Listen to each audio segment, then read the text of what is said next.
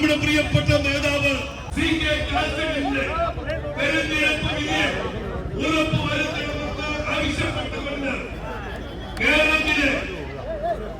ഇടതുഭരണം പൂർത്തിയാക്കുന്നതിനു വേണ്ടി ഐക്യ ജനാധിപത്യ മുന്നണിയുടെ നേതൃത്വത്തിലുള്ള ഒരു സംവരണം ഈ കേരളത്തിൽ കൊണ്ടുവരുന്നതിനു വേണ്ടി